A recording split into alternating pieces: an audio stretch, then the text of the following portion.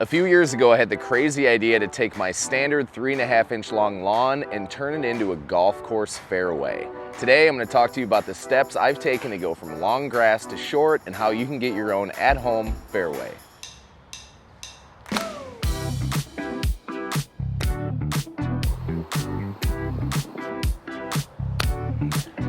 Obviously, the main difference between a golf course fairway and your lawn is the length of the grass. And the average American lawn is about 3.5 inches long, while the average fairway is about 1/2 inch or lower.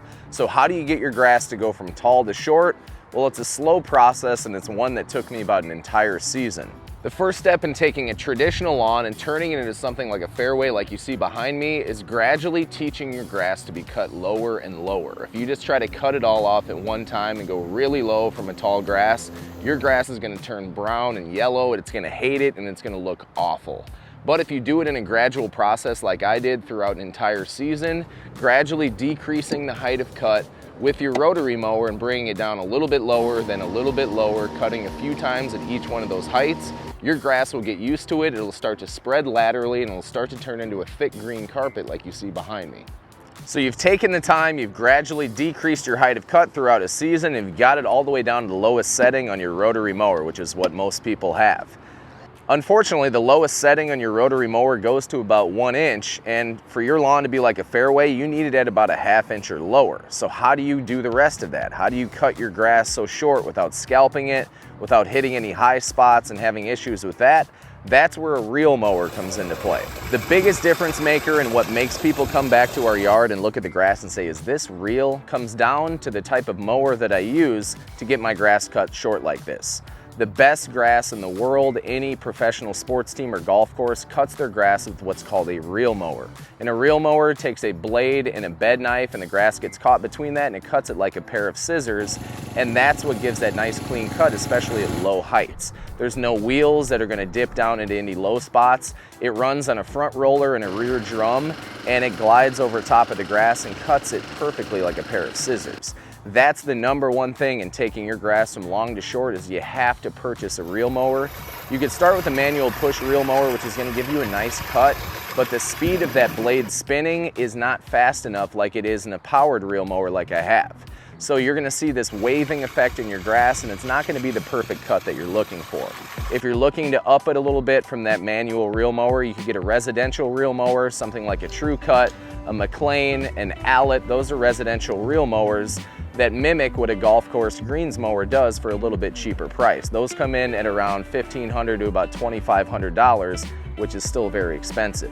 The mower that I use to cut my backyard is called a Toro Greensmaster 1000, and those are professional grade golf course mowers for greens, fairways, tee boxes, any of that really short grass that you see. That's what that machine is designed for. However, here's the part that stinks. To buy one of those brand new, a Toro Greensmaster like I have, the price on that is around $12,000 to $15,000. Most people, that's not realistic for them. I found mine secondhand. It's a 2002. It was broken down, needed a new carburetor, needed all kinds of work done on it. And I took the time and I put in the effort to bring it back to life, and now I've got a greens mower that's professional quality that allows me to get the most unbelievable cut on my backyard fairway.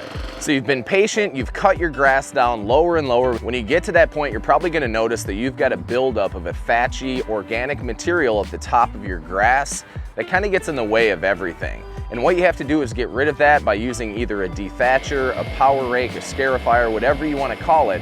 You've got to do that to clear out that debris, allow that grass to breathe, and be able to spread laterally at a short height of cut. If you don't do that and you keep all that thatch and all that organic material, it's really difficult to get your grass to spread out laterally and become a nice thick carpet. Every fall I go through and I scarify or I dethatch my lawn to pull up that organic material, and then I overseed, and that overseeding process has allowed me to turn my grass into what you see behind me. Another one of the biggest challenges when it comes to maintaining your grass really low is the fact that you have to mow almost every single day. Golf courses cut their grass, their fairways, and their greens. They cut them every single day to maintain that low height of cut. And if you go 3, 4, 5 days without mowing, that grass is going to grow up so long that when you cut it with a reel mower, that front roller rolls the grass over, it doesn't get cut, and it gets really long. One common misconception about having a shortcut lawn or having a fairway at your house is that you have to kill off all your grass and start with a specific premium type of grass seed. That's not the case. I took my existing lawn, which is kind of a different mix, a different Kentucky bluegrass, perennial rye, and even some tall fescue. And with that grass, I've been able to train it to get cut down to a low height like you see behind me. So you don't have to kill off your lawn, you don't have to start from scratch. You can take your existing lawn, eliminate the weeds, and you can get it to get used to being cut at low heights of cut, just like a fairway, and that's what I've done here.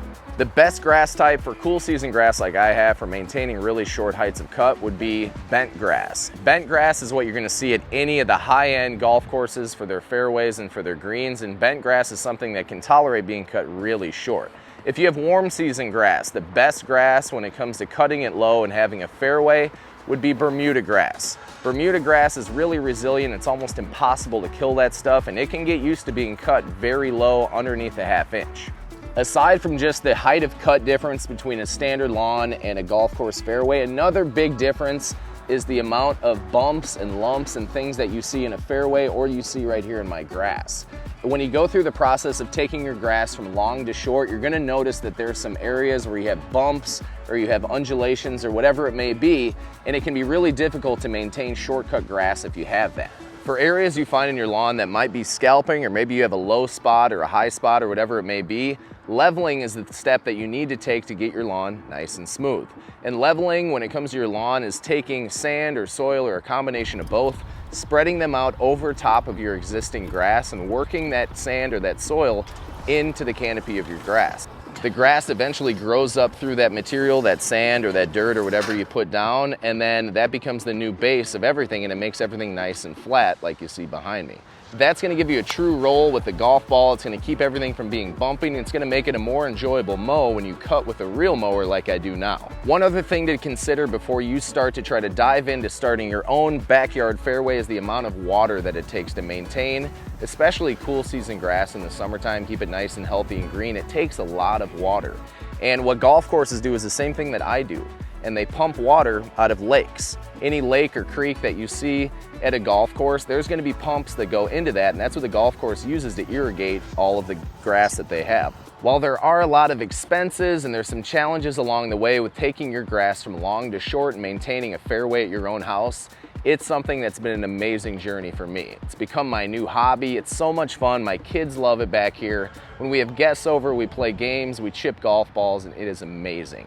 So thanks so much for watching this video. If you have any questions, put them in the comments. I appreciate it, and I'll see you next time.